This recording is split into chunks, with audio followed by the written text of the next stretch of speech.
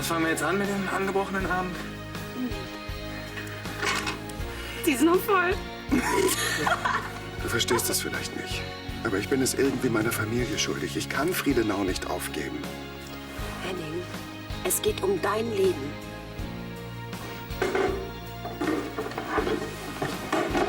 Na du?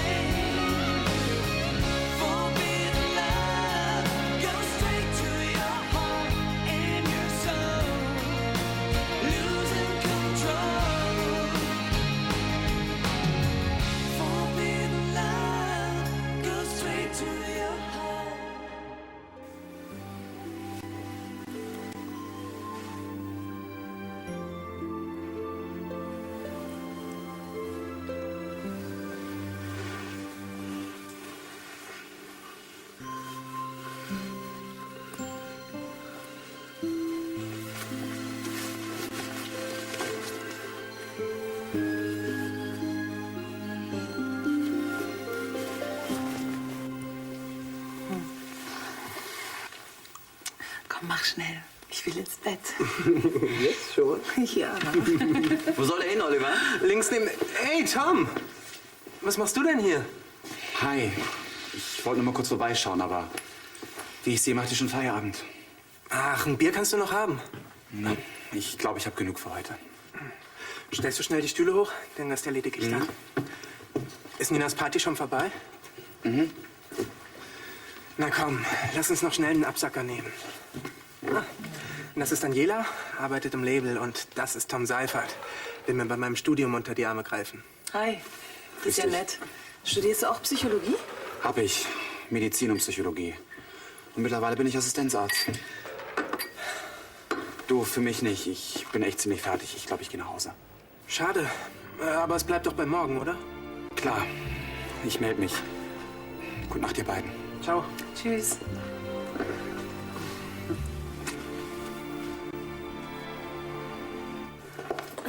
Hi, Kathi. Oh, hallo. Müde?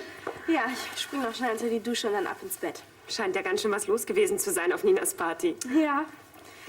Und hier? Hast du bei Henning was erreicht? Weiß ich nicht so genau. Lässt er denn überhaupt nicht mit sich reden? Das nicht, aber ich glaube, es dauert noch, bis er sich entscheidet. Wieso sieht er nicht ein, dass er Friedenau verlassen muss? Das Schloss zieht ihn doch nur runter. Ich glaube, das weiß er. Aber er fühlt sich irgendwie verpflichtet. Friedenau ist der Sitz der von Anstettens.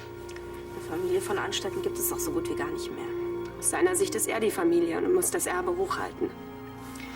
Ich hätte nicht gedacht, dass Henning so an Traditionen hängt. Vielleicht fühlt er sich eher seinem Vater gegenüber in der Pflicht.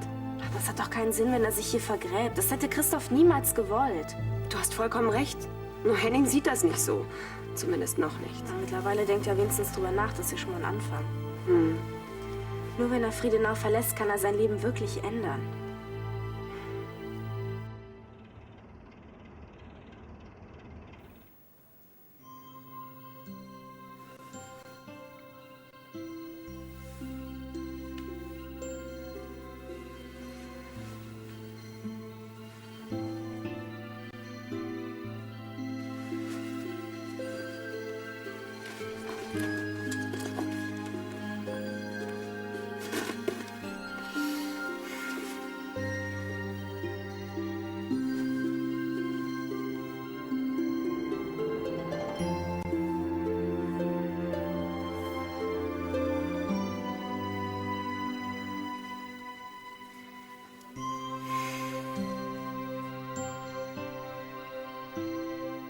Das ist eine tolle Stadt. Jackie und ich, wir sitzen in einem kleinen Café in der 74. Straße. Und jetzt rat mal, wer da einfach so reinspaziert kommt. Wer? Das kannst du dir nicht vorstellen. Harrison Ford, ist das nicht ein Ding? Aha. Star Wars, Indiana Jones, Air Force One. Ach was. Haben Sie noch einen Wunsch? Nein, danke, Christiane. Du solltest auch mal wieder hin. Ich würde sofort mit dir mitfliegen. Am besten gleich für ein paar Monate, sonst lohnt sich das gar nicht. Ja, es wäre eine schöne Abwechslung. Aber ich muss hier bleiben. Du würdest endlich mal Abstand von all dem hier bekommen. Ich kann Friedenau nicht einfach so aufgeben, das meinst du doch, oder? Wieso denn nicht? Das Ganze hier deprimiert dich doch sowieso nur. Kathi, ich darf nicht nur an mich denken. Unsere Familie. Was denn für eine Familie? Außer dir ist doch gar niemand mehr übrig. Das stimmt nicht, das weißt du ganz genau. Du meinst doch nicht etwa Carolins Kind? So oder so, es ist ein von Anstetten. Es hat ein Recht darauf, hier aufzuwachsen. Caroline hat einen Schlussstrich gezogen. Sie ist nicht mehr hier und sie wird auch nicht mehr wiederkommen. Das solltest du auch tun. Christoph hätte auch nicht gewollt, dass du dich hier so quälst. Christoph war immer stolz auf seine Familie und Friedenau. Ändere dein Leben, Henning. Und wie war es gestern noch so? Ganz nett. Ich meine mit Oliver. Der ist absolut hetero, falls du das meinst. Hat er dir einen Korb gegeben? Der Korb heißt Daniela. Die aus dem Label? Aber die war doch gar nicht auf der Party. Ich habe sie später in der Kneipe gesehen. Aber was soll's. Ich wusste dass Oliver nicht auf Männer steht. Und ich dachte, er gefällt dir. Ja, ganz nett.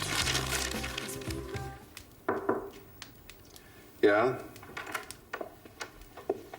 Verzeihung, Herr Brandner ist da. Danke, Christiane.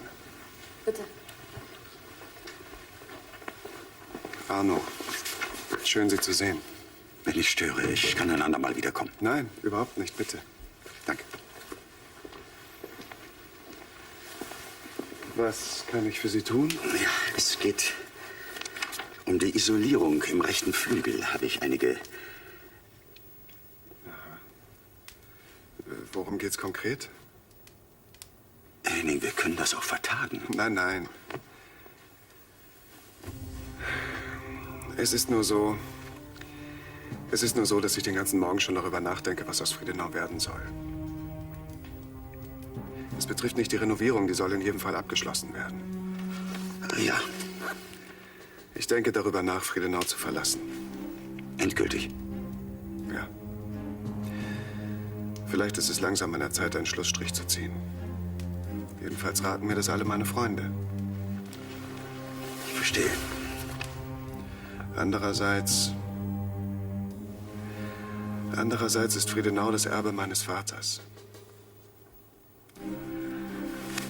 Henning, Sie wissen, ich war mit Christoph befreundet. Er hat oft von Ihnen gesprochen. Christoph war kein verstaubter Aristokrat. Er hätte sicher nicht gewollt, dass Sie Ihr Leben nach alten Traditionen ausrichten. Sie meinen, ich würde sein Erbe nicht leichtfertig aufgeben? Über diesem Erbe liegt sein schrecklicher Tod. Werden Sie das vergessen können? Hier, an diesem Ort.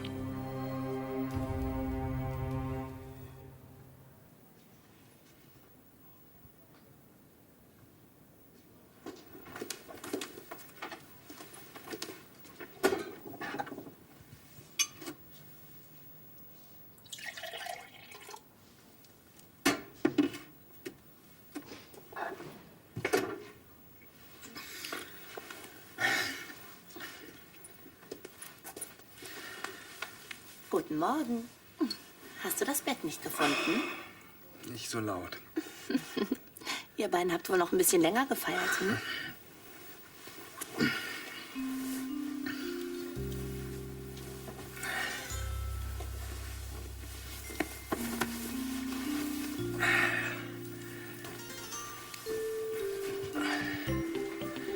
Ja. War ein bisschen spät gestern. Wohl eher ein bisschen früher, würde ich sagen. Wo sind die Kopfschmerztabletten? Hier, du Retter bedrohter Jungfrauen. Hast du Jule schon gesprochen? Die ist schon weg. Schon weg. Hier. Ihr geht's wohl ein bisschen besser als dir. Sonst würde sie wohl auch noch in den Federn liegen. Tja, Frauen wissen eben, wann Schluss ist. Ja, wahrscheinlich. Musst du heute noch ins Bistro? Na dann, viel Spaß. Wie spät ist eigentlich? 9. Oh, ich muss los.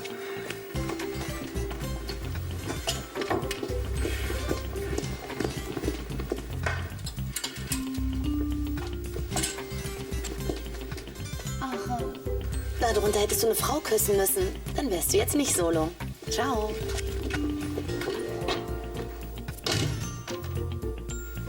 Ciao.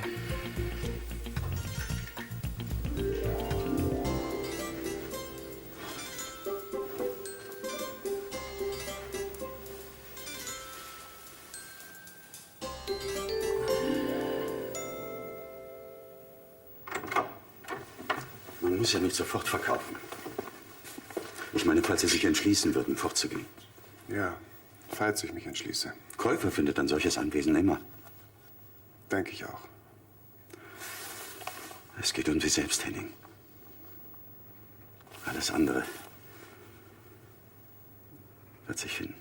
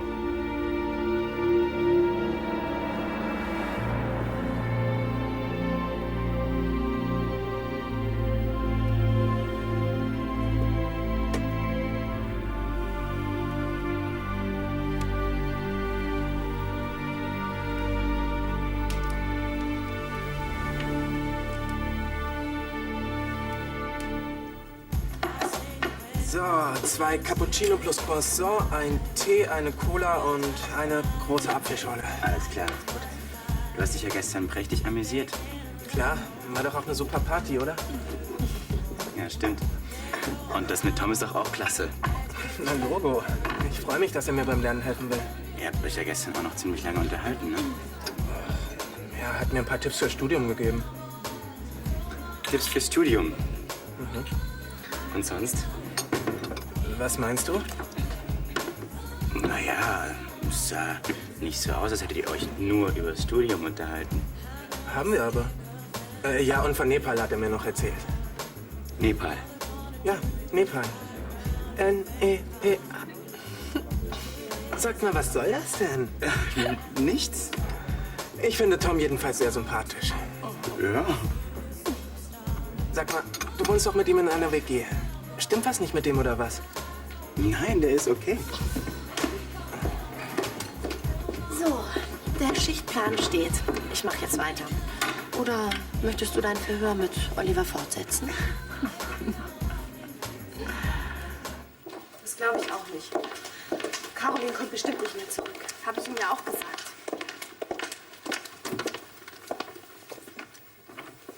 Nee, hier ist er nicht. Vielleicht in der Bibliothek.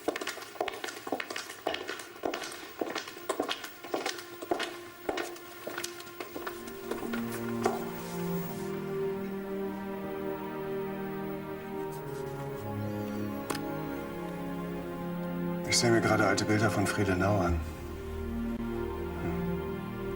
Hat sich kaum was verändert. Abgesehen von den Autos damals. Naja. Es ist jetzt alles nur noch Nostalgie.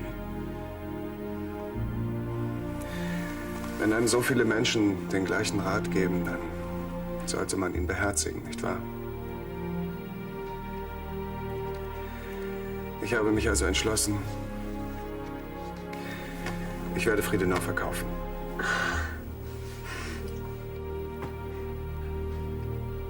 Du schaust jetzt schon zum 3. Mal auf die Uhr. Hast du noch einen Termin? Nicht wirklich. Naja, ich muss halt noch für die Uni büffeln. Für dein Vordiplom? Oh, sorry, ich habe vorhin euer Gespräch mitbekommen. Tom will dir helfen, nicht? Hast du aber großes Glück. Er scheint mir ziemlich fit zu sein. Das glaube ich auch. Und ich kann es wirklich gebrauchen. Seid ihr denn gleich verabredet? Ja. Du kannst Schluss machen. Echt? Hey, super, danke.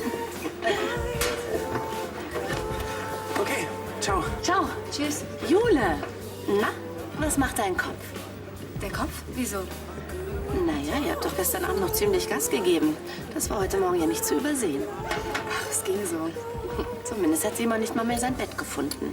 War ziemlich groggy heute Morgen. Ja, das wundert mich nicht. Ich schätze mal, dass er seinen Frust runtergespült hat. Na, schließlich hat er sich so viel Mühe gegeben, dich zu verkuppeln und alles umsonst. Tja, das hat wohl nicht sollen sein. Auf jeden Fall hast du jetzt einen Retter, der dir hilft, falls dir mal wieder jemand zu nah auf die Pelle rückt. Simon, der küssende Schutzengel. Man gönnt sich ja sonst nichts.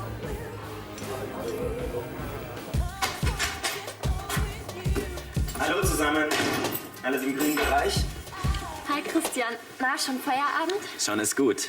Volle Schicht, meine Liebe. Hab übrigens mit Oliver zusammengearbeitet. Und, was erzählt er so? Er fand Ninas Party auch klasse und vor allem freut er sich auf das Treffen mit Tom. Er findet super, dass er ihm helfen will. Außerdem findet er, dass Tom ein klasse Typ ist. Wörtliches Zitat. Schön für ihn. Und schön für Tom.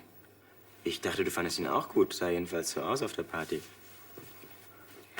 Christian, Oliver hat eine Freundin. Hä? Auf der Party war er doch solo. Er hat sich hinterher in einer Kneipe mit irgendeiner Tussi aus dem Label getroffen. Naja, das hat dich doch früher auch nicht gestört. Ich meine, bei Uli und Millie. Das war das erste und letzte Mal mit dem Hetero. Ich habe echt keinen Bock auf den Stress, okay?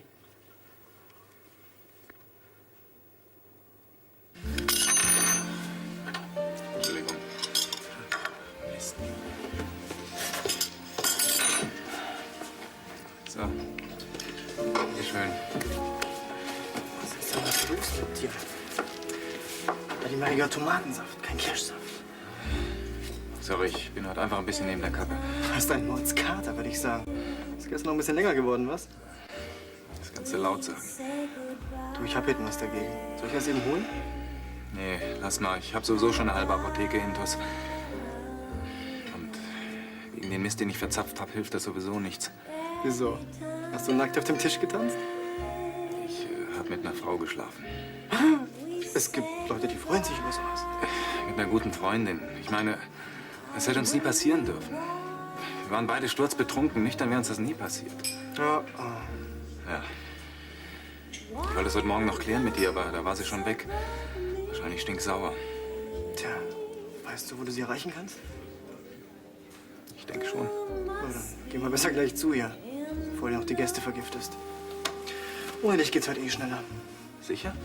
Klar. Hau ab. Dann.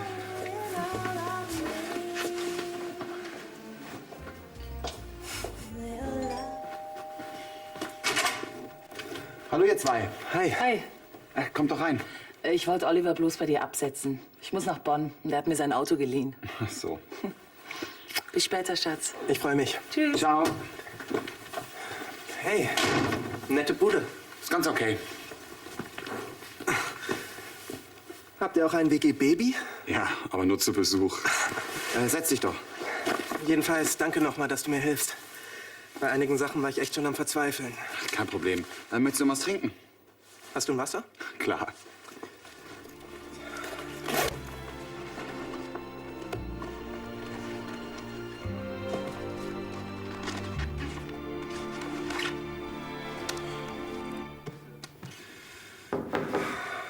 Ja, bitte? Sie wollten mich sprechen? Ja. Bitte, setzen Sie sich doch. Christiane, ich brauche Ihnen sicher nicht zu sagen, wie sehr ich bedauere, Sie zu verlieren.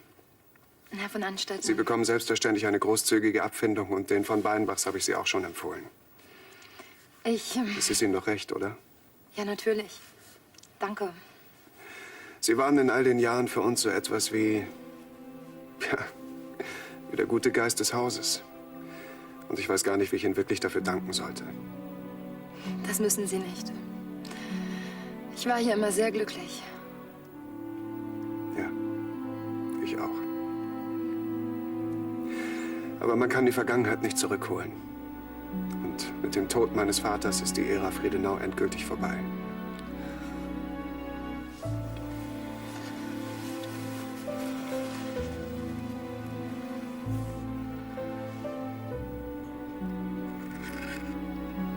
Das müssen Sie nicht. Doch, bitte. Behalten Sie sie. Zum einen soll sie Ihnen in Ihrem Leben Glück bringen. Und zum anderen, vielleicht erinnern Sie sich hin und wieder an die glücklichen Tage auf Friedenau. Danke.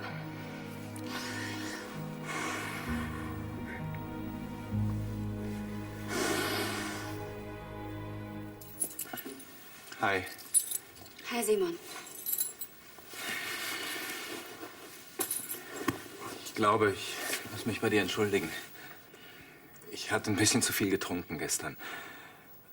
Ist jetzt natürlich keine Ausrede für letzte Nacht, aber... Willst du damit sagen, du hast mich dir schön getrunken? Nein, das meine ich ganz und gar nicht, aber... Ich hatte auch ein paar Gläser zu viel. Aber ich hätte es nicht zulassen dürfen. Vor allem, weil ich doch weiß, dass du nur auf Frauen stehst, also... Wenn du jetzt sauer auf mich bist, dann kann ich das verstehen. Aber vielleicht kannst du mir ja noch mal verzeihen. Also erstens, wäre nichts passiert, wenn ich das nicht auch gewollt hätte. Und zweitens könnte ich mich auch bei dir entschuldigen. Bei mir? Naja, dazu gehören doch immer zwei, oder? Ich war auch nicht so ganz unschuldig. Ich hätte nicht gedacht, dass du das so locker siehst. Schätzte mich aber ganz falsch ein. Okay. Und wie geht's jetzt weiter?